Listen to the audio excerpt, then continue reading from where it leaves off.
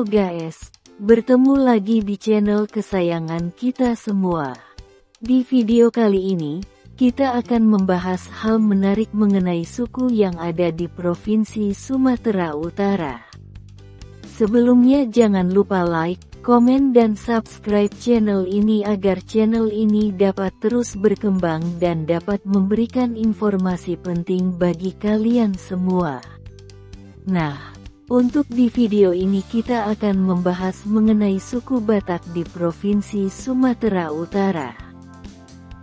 Dalam antropologi Indonesia secara umum, suku-suku asli Provinsi Sumut selain Melayu dan Nias umumnya digolongkan sebagai Batak.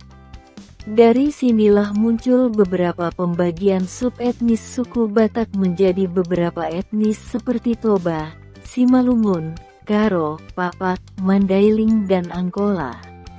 Umumnya hanya Toba, Angkola dan Simalungun yang merasa tidak keberatan dimasukkan ke dalam subetnis Batak. Namun beberapa etnis lainnya merasa keberatan jika dimasukkan ke dalam subetnis Batak. Mereka merasa memiliki budaya dan bahasa yang berbeda dengan Batak. Perbedaan bahasa ini terlihat jelas pada bahasa Karo dan Papak. Umumnya bahasa Karo dan Papak berbeda jauh dengan bahasa Batak terutama dialek Toba. Namun tidak dengan Mandailing. Mandailing memiliki bahasa yang 90% mirip dengan bahasa Batak Toba sehingga tingkat kesepahaman bahasa daerah antara orang Batak dan Mandailing cukup tinggi. Meski punya kesamaan bahasa, Mandailing tidak ingin disamakan dengan Batak terutama Toba. Loh kok bisa? Iya dong. Setidaknya ada beberapa alasan mengapa Mandailing tidak ingin disebut Batak. Alasan pertama, latar belakang sejarah. Pada tahun 1878 hingga 1907 terjadi Perang Batak II. Saat itu, Sisingamangaraja XII menyatakan perang terhadap Belanda yang mencoba menguasai tanah Batak. Belanda mencoba menghasut suku Mandailing dan Karo agar tidak membantu Sisingamangaraja XII. Salah satu cara yang dilakukan Belanda ini dengan mengatakan bahwa Mandailing dan Karo bukanlah Batak. Perang Batak II berakhir dengan gugurnya Sisingamangaraja XII pada tanggal 17 Juni tahun 1907 dalam pertempuran melawan Belanda. Akibat gugurnya Sisingamangaraja XII ini, pihak Batak pun harus mengakui kedaulatan Belanda atas tanah Batak. Salah satu penyebab mengapa Perang Batak II dimenangkan Belanda karena saat itu, Mandailing dan Karo tidak mau bersatu dengan Batak karena merasa bukan bagian dari Batak. Belanda berhasil mengadu domba Batak dengan Mandailing dan Karo sehingga merasa tidak perlu membantu pihak Sisingamangaraja XII dalam membantu melawan Belanda. Sentimen Mandailing bukan Batak ini masih terus berlanjut. Puncaknya adalah terjadinya insiden di pekuburan Sungai Mati di Medan pada bulan Agustus tahun 1922. Saat itu, ada seorang Batak Muslim yang ingin dikuburkan di perkuburan tersebut namun ditolak oleh sejumlah orang Mandailing. Mereka yang menolak ini berdalih pekuburan dikhususkan untuk mengubur orang Mandailing. Pengurus perkuburan juga melarang orang Batak menguburkan jenazah yang tidak diakui sebagai orang Mandailing. Pihak keluarga almarhum kemudian pun harus berat hati menerima jenazah keluarganya dimakamkan di pemakaman lain. Setelah terjadinya peristiwa tersebut, para raja di Mandailing mengadakan pertemuan di Kayu Laut, Mandailing, yang menghasilkan kesepakatan bersama yang dituangkan dalam pernyataan yang dinamakan Batak Maninggoring.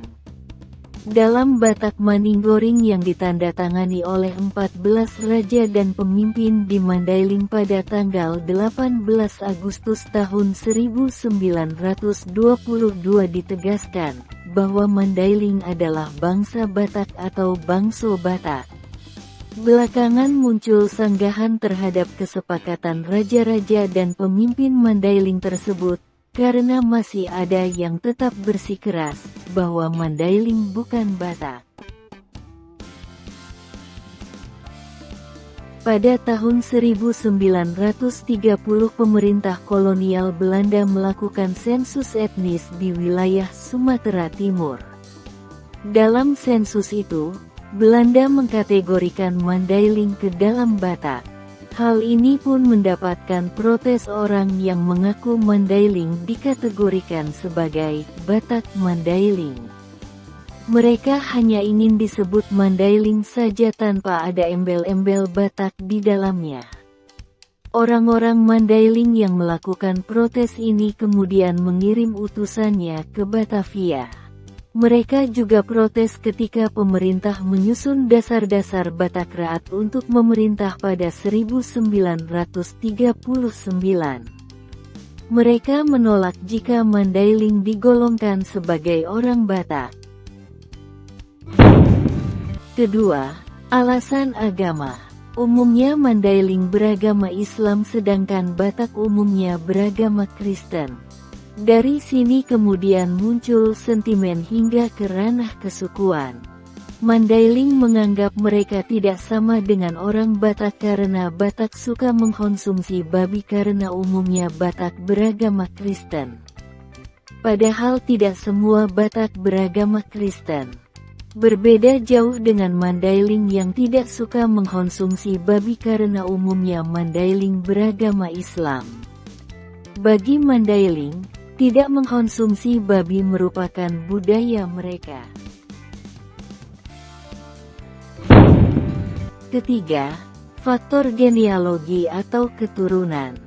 Mandailing menganggap mereka bukan Batak karena mereka bukanlah keturunan si Raja Batak seperti anggapan banyak suku Batak. Mandailing menganggap mereka merupakan keturunan Pagaruyung yang bermigrasi dari Sumatera Barat ke wilayah selatan Tapanuli. Itu sebabnya menurut mereka kenapa orang Mandailing mayoritas beragama Islam karena Mandailing merupakan keturunan Pagaruyung yang beragama Islam.